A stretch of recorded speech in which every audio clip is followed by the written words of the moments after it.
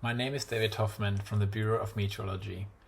This is a short video about the Warning Value Chain questionnaire and rapid assessment template that has been developed by WMO's High Impact Weather Warning Value Chain project. It is designed to help capture the end-to-end production and flow of information decision-making along the warning value chain, as shown here. If you allow, your contributions will be added to a global database of hazardous weather events. The questionnaire supports learnings from past events to help understand effective practices and identify improvements that would enhance future warnings. The rest of this video provides examples from around the world on its use, where speakers give us their main challenges and tips for completing the questionnaire. To download the questionnaire, accompanying guide, and rapid assessment tool, simply scan the QR code at the end of this video and reach out if you have any questions. Thank you. My name is Sharon Majumdar, and I'm a professor at the University of Miami in the United States. My undergraduate classes have examined 3 hurricanes, each shortly after they made landfall. Our students' main challenge was relying on news articles to synthesize the information from these recent events. Our top tip for completing the questionnaire is to distribute the workload amongst many people, as each question is complex and has a spectrum of answers.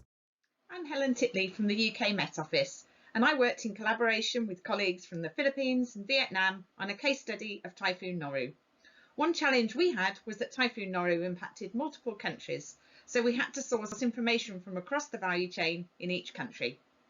I'm Rob Gile from the Philippine Weather Bureau, Pagasa. Our top tip would be to collect data and documented evidence from as many people and as many organizations across the warning value chain as possible. Try to identify in your case studies where the strongest and the weakest links were in the value chain. Hello, I'm Qian Wang from CMA.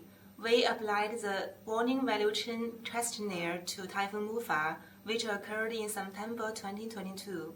We found out the most challenge is to find the weakest and the strongest link in this case, and our tip is to carry out the questionnaire as comprehensive as possible, better with a range of people who have the familiarity and expertise in separate value chain components to reduce the bias.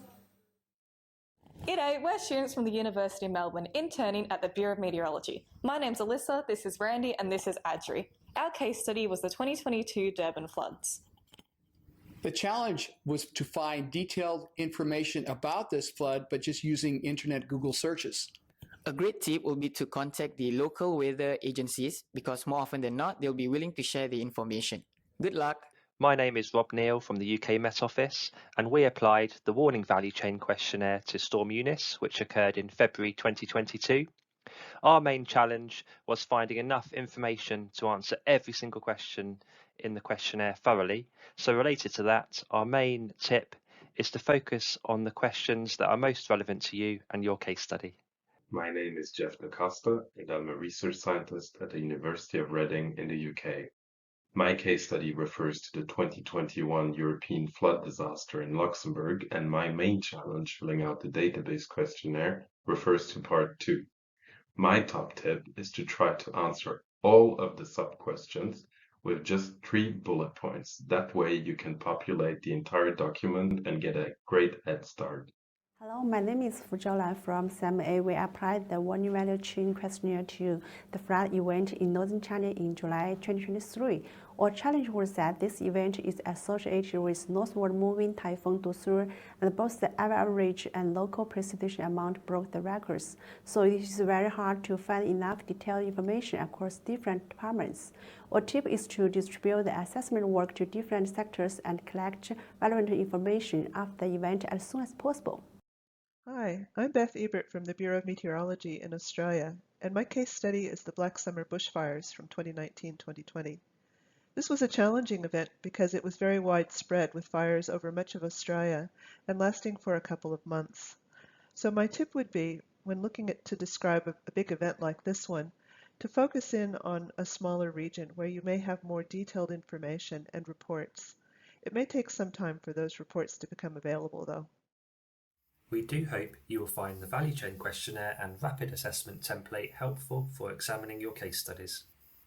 Please also consider submitting any completed questionnaires to the global database by emailing them to the address on the screen. More information can be found on the High Weather website, which can be accessed by scanning the QR code shown here.